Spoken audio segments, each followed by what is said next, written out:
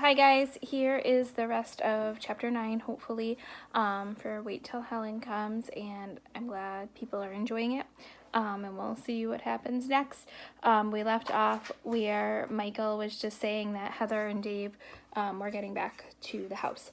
So he says, "Here they come," Michael said as the van's headlights swept across.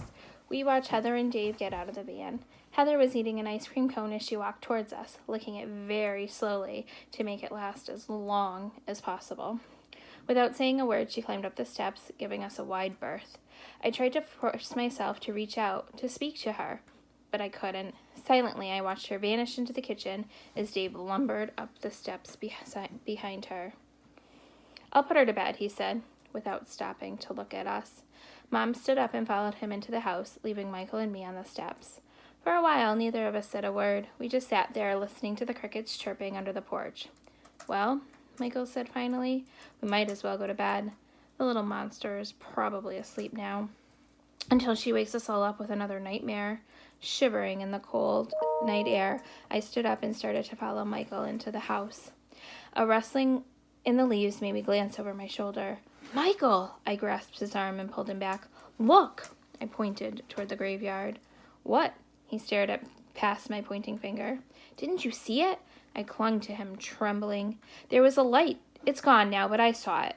Down at the end, under the oak tree. A sort of glimmer." Michael shook his head. "It must have been a lightning bug. Honestly, Molly, there isn't a ghost lurking among the tombstones." "I saw it. A bluish glow. It wasn't a lightning bug." "Let's go in." Prying my fingers from his arm, Michael opened the screen door, and I hurried after him into the brightly lit kitchen, shutting not only the screen door, but the wooden door as well.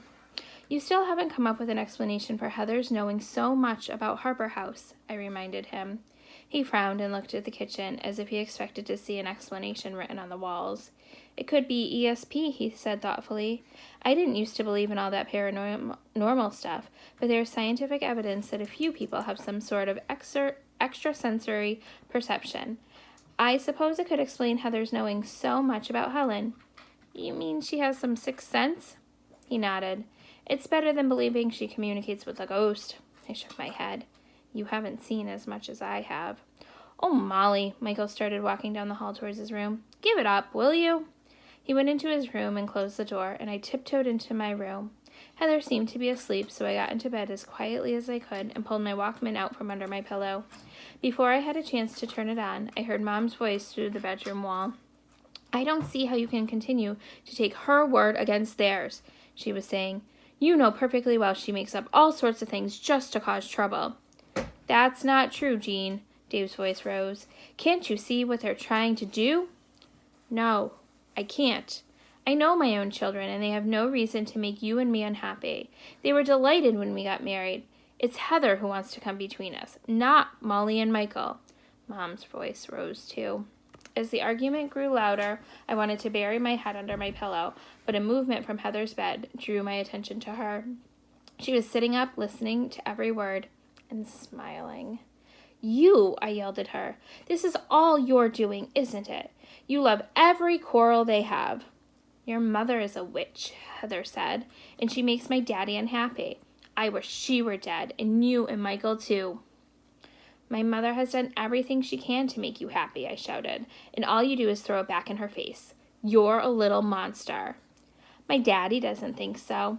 He loves me. He loves me more than he loves her, and if I want him to, he'll take me away from here and all of you." She glared across the room at me, her face fierce in the moonlight. "You're a liar. You better watch what you say to me." Heather was sitting straight up, her hair falling in tangled curls across her forehead.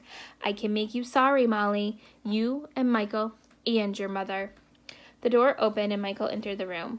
"What's going on in here?" Heather leaped to her feet, standing in the middle of the bed, her fist clenched. "Wait till Helen comes," she screamed. Dave rushed into the room just then, and Heather collapsed in a heap on her bed, weeping hysterically. Dave rushed to her side and lifted her into his arms. "What is it, Heather? What's wrong?" "Daddy, Daddy," she wept, clinging to him. "What have you done to her now?" Dave turned on Michael and me as Mom appeared behind him, her face pale, her hair flying. "Nothing," Michael shouted. That doesn't work. She was listening to you all fighting, I told Mom, and gloating. You should have heard her. Gloating is a good word to describe her. What's gloating mean? Gloating means kind of like bragging. Like boasting. Daddy, Heather sobbed. Make them leave me alone. There, Heather. Daddy's here. It's all right. He rocked her back and forth in his arms, soothing her as if she were a baby. Michael, Mom said softly, go back into your room. We'll talk about this in the morning. Michael started to object, saw the expression on Mom's face, and sidled past Dave and Heather. We didn't do anything, he whispered to Mom. She nodded and gave him a hug. Just try to get some sleep, honey. As soon as she was gone, Mom turned to me. I'm sorry you heard us quarreling, she said. I'll tuck you in. When Mom bent over me, I reached up to hug her. She hates us, I whispered. All of us. She scares me, Mom. Tears welled up in my eyes, and Mom sat down beside me. Don't let her upset you, Molly, she whispered back. She's a very disturbed little girl. I know it's hard for you. It's hard for me, too. But try to understand that she's just as unhappy as you are. Probably more so. Come on, Jean, Dave said softly. Heather's asleep now. Before he left the room, though, Dave turned back and looked at me. I don't want any more of this, Molly. I mean it. Then he was gone. Before closing my eyes, I looked at Heather. Her back was turned toward me, and I could hear the sound of deep, regular breathing. It was hard for me to believe that she could drop off to sleep so quickly after causing so much trouble. But for the 5 minutes I watched her, I saw no sign that she was faking. Satisfied that she was truly asleep, I rolled away from her, closed my eyes, and tried to let my Walkman relax me. Just as I was hovering on the edge of a nice dream about our old neighborhood, I heard Heather's bed creak and the unmistakable sound of a bare foot on the floor. Without opening my eyes, I sensed her standing by me, watching me. Then she went to the window and shoved the screen up.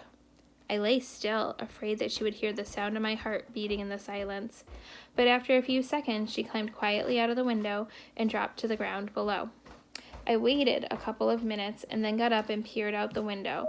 In the moonlight, I saw her making her way across the lawn toward the graveyard. At the far end, through the hedge, a bluish glow illuminated the leaves of the oak tree. As I watched, Heather disappeared through the gate. Shivering with fear, I climbed out of the window and ran to the grass, already cold and wet with dew. Keeping in the shadow of the hedge, I crept past the gate, staying outside the graveyard until I reached the black shade of the oak tree. Dropping to my knees, I peered through the hedge at Helen's grave. Dimly lit by the blue glow I'd seen from the house, Heather held out a jar of wildflowers as if she were making an offering. The silver locket gleamed on her chest and her eyes glittered. Helen, she whispered. Helen, are you here?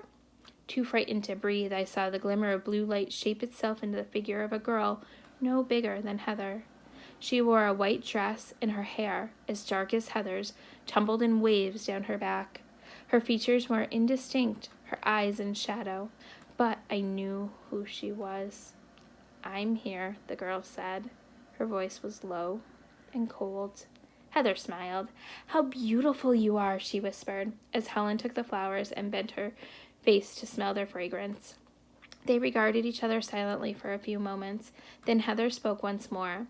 They have been cruel to me again, she said. I told them you were coming, but I don't think they believed me. Do something soon, Helen. Make them sorry.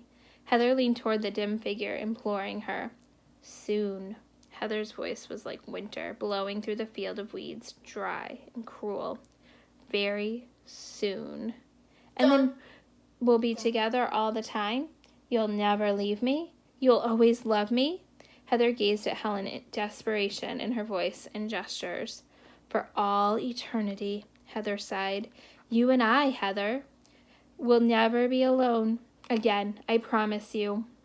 One pale hand, almost transparent, glimmered near the locket, making it shine with borrowed radiance. How about Daddy? He'll be with us, won't he? Heather took a tiny step backwards, away from the hand touching the locket. Helen didn't answer. Her image wavered like a reflection on the water where a breeze ruffles the surface. Then she was gone, and the graveyard seemed to plunge into darkness. Heather cried out, reaching toward the air where Helen's shape had vanished. "Helen, Helen, don't leave me," she cried and fell to her knees, knocking over the jar of wildflowers in front of the tombstone. As she began to gather them up, sobbing for Helen to return, I backed away from the hedge toward the safety of the house. Running across the grass in the moonlight, I was afraid to look back, for fear of seeing Helen in pursuit.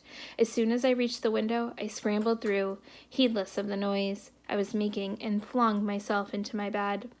I don't know how long I laid there, shivering with fright, waiting for Heather to come back. When I heard her at the window, I just shut my eyes tight, praying she was alone. "Just wait, Molly," Heather whispered in my ear, a voice almost as chilling as Helen's. "Just wait till Helen comes. You'll be sorry then for all the things you've done to me." So that's where we'll pause. We'll take up chapter 10 tomorrow. And the sound effects.